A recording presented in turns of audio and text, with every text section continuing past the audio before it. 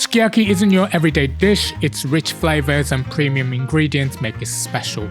Despite it being a luxury dish, it's surprisingly easy to make and I'm going to show you how. You can also find this recipe on my website along with over 400 other Japanese recipes. Just Google Sukiyaki space Stachi to find me.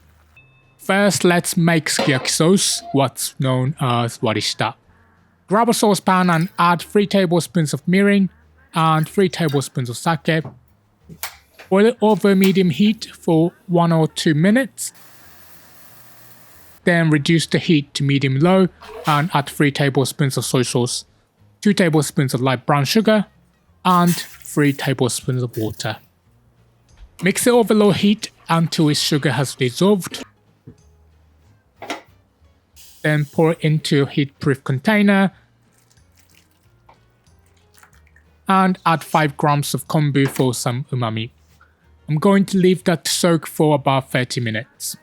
While you wait, prepare your ingredients. For the vegetables, I have 75 grams of crown daisy, known in Japanese as shungiku, 60 grams of enoki mushrooms, 2 Napa cabbage leaves, 200 grams of grilled firm tofu, 4 shiitake mushrooms, and half a carrot cut into decorative flowers. I have also cut 1 Japanese leek we call negi. Usually I diagonally slice it like you can see on the right side, but this time I've also cut a couple of cylinders to show you how to eat sukiyaki in a different style. Finally, I've got about 300 grams of thinly sliced wagyu beef. Don't feel like you need wagyu beef to make sukiyaki though. Regular thinly sliced beef works great, and some people make it with pork belly or even chicken. If you're going with beef, try thinly sliced ribeye roll, chakai roll, plate or round. I've got more information about the different parts used for sukiyaki on my blog. The link is in the description. Once your sauce is ready, start heating your pot on medium. I'm using a cast iron sukiyaki pot. I'm going to thoroughly grease the surface with beef suet.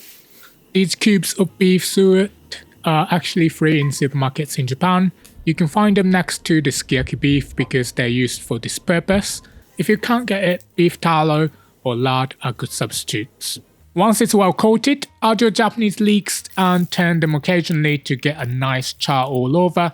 I'm also going to add a halved shiitake mushroom so I can show you how to eat sukiyaki in Kansai style. If you're making my recipe, we take the leeks out and add them back in later. I'm making both today, so I'll save these diagonally cut ones for later.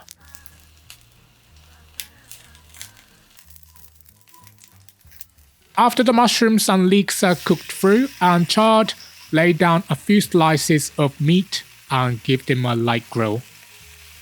I'm using this thinly sliced Japanese beef from Miyazaki Prefecture for sukiyaki today. At my regular butcher's shop, they had some pieces with oxidized surfaces and discoloration, so they offered to drop the price from around 4,500 yen to just 1,500 yen. That's about $10. Think about it, 300 grams of wagyu beef for $10. No way I turn it down. When the meat is ready, drizzle about a tablespoon of Warishita sauce over it and enjoy it right away. Sukiyaki originated in Kyoto, but in modern days, the cooking style varies significantly between Western and Eastern Japan. Since the butcher gave me extra beef, I thought I'd try demonstrating it Western style before going into my recipe. While it's a simplified version, this is more or less the way it's eaten in Western Japan. By eating it this way first, you get an added bonus. All the marbled fat seasoned the pan and adds an even richer and deeper flavor.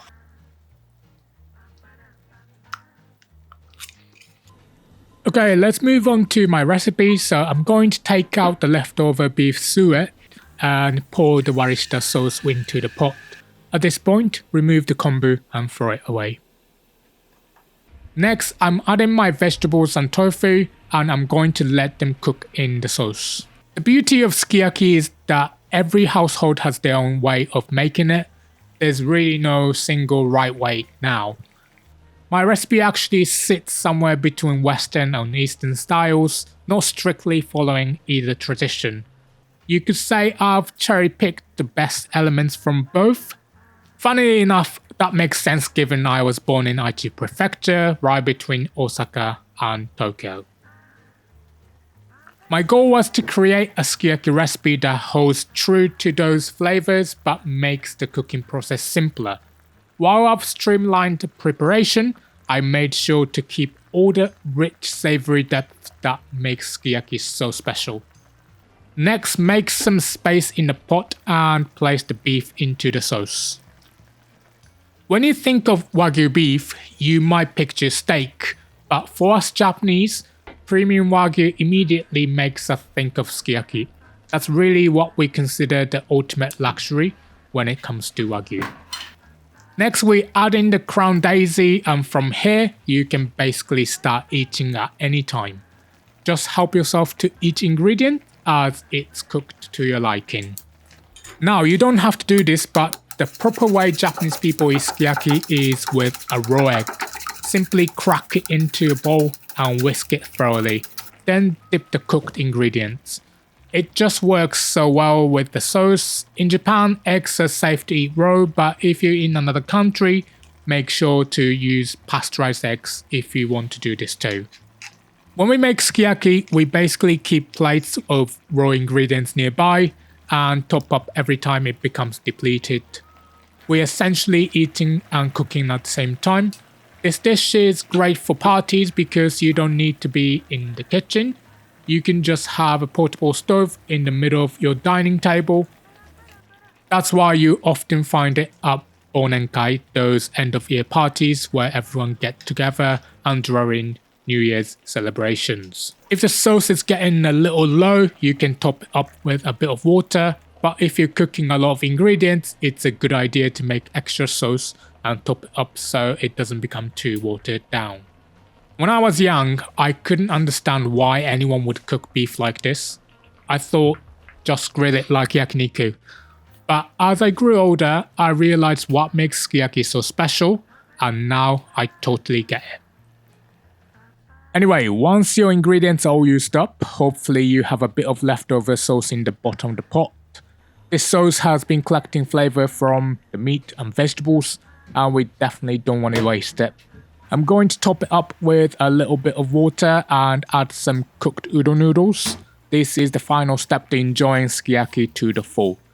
You could also try it with shiitake noodles or konjac noodles. Anyway, I think I've covered everything. Thank you everyone who voted to see this recipe, and thank you for watching. If you want to see the written version, I've put the link to the recipe on the screen. And if you love this video, don't miss my beef playlist popping up on your screen right now. Hope to see you in the next video. Take care.